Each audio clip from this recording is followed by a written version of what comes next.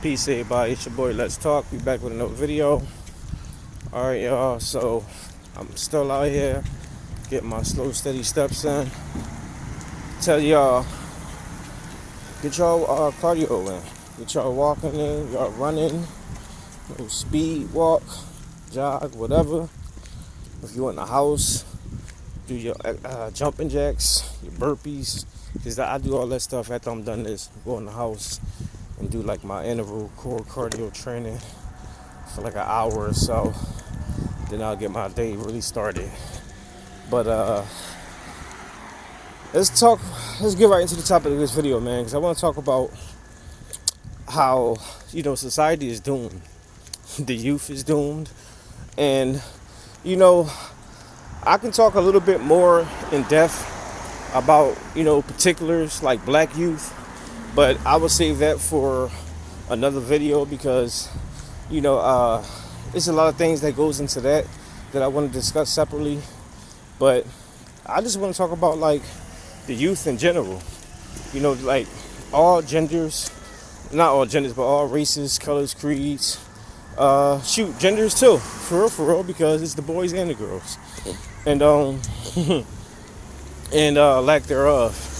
And that's the point, because the youth now has been brought up into like this social media society where everyone just wants instant gratification and nothing work hard for it.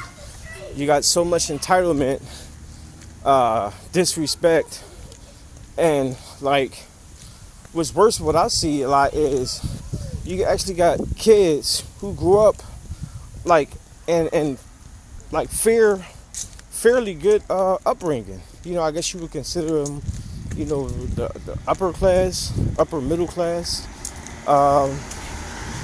They got grass, lawn. You got Snapples in their refrigerators. When you go over their house, want something to drink, they mom ask you something to drink. You're like, yeah, you want something? Like, yeah, they give you a bottle of Snapple. You like, what? A Snapple? Like, really? Y'all do that there over here? Like, and you got stuff like that who grow up in those type of situations. Parents work hard to the bone to take care of their kids. Their parents might, work for the Board of Education, may be a police officer, may work for the fire department, maybe work for a hospital, may work for like a transit company within your particular state. All these jobs that I'm naming are not really like necessarily like the upper echelon type jobs, but like as far as blue collar work and everything, these are like the most highest paying type jobs in most cities and states and everything. And people with those type of jobs do fairly well, especially if you're a married couple, a 2-income household. Y'all live in like suburban areas, and that's the point, because you got so many kids living in suburban areas, growing up in suburban areas, but still want to be hood, still want to be gangster, like that. And when I grew up, the purpose of doing illegal dumb stuff, getting money, is to get out of the hood, not to and to not wallow in that type of mentality, but to get out of that state. Now it's like the whole reverse effect. People want to be delinquents, even people who didn't necessarily grow up in that situation. And I probably mentioned this before, I'll say it again, but the whole reason why I brought up the whole Snapper situation is because it's a little inside joke between like me, my cousin Blair, and my homie A. Kelly that I grew up with.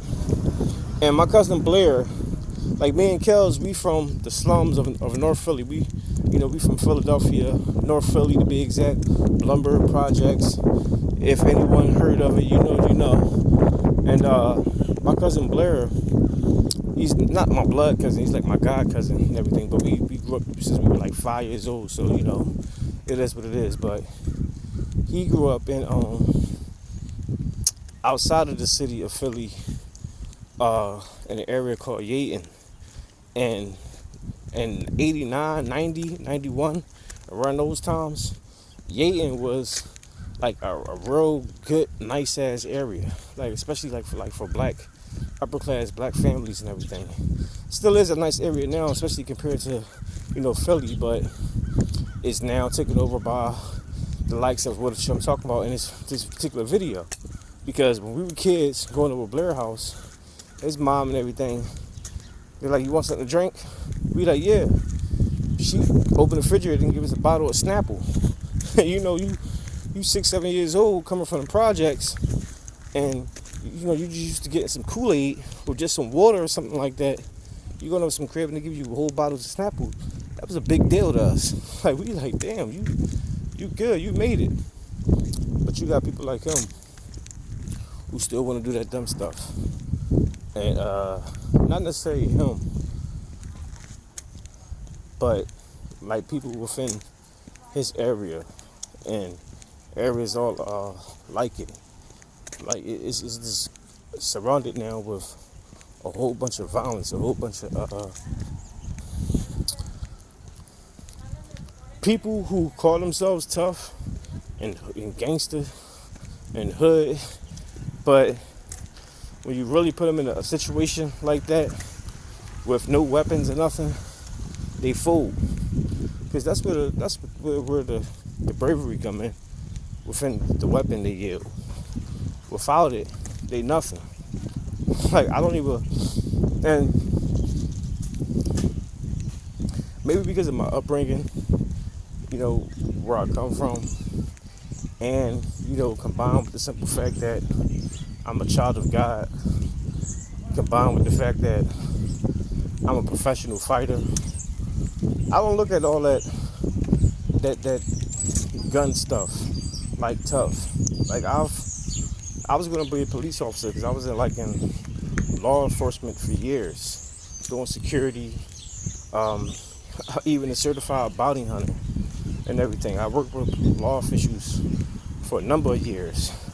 That's why I stopped, because I don't like working with them. They got so much damn egos. But and they're the real gangsters. I can tell you that for sure. So I don't look at people, these hood rats and everybody who try to pretend like they're hood. They punks, they cowards. Because without it, and it happens all the time, without it, 9 times out of 10 they fool. You might got a rare occasion where someone is really tough without it. But that's some rare ass shit. Anytime else, it's not happening. So these kids out here, they like violence, they like disrespect, they like delinquency, and I don't see no future in that. They say the youth is our future. What I see in the youth, I don't see no future. I see despair. I see the end of civilization. If we have to depend on our children and everything that's happening, and this is not everybody, because some people kids are cool. Most everybody kids ain't. And we're going to speak for the majority, not the minority. The majority of people, kids, we got long ways to go before we can say they're our future. So we got to depend on that. I say we're in trouble. But, hopefully I'm wrong. And prayerfully, something can change that can, sway the minds of our youth to want to do better and be better. But until then, I don't see nothing but destruction. So it is what it is. But that's all I got for now, guys. Let me know what y'all think. Drop your comments down below. Make sure I hit the like, subscribe, hit the bell. I'll see y'all in the next one. Peace.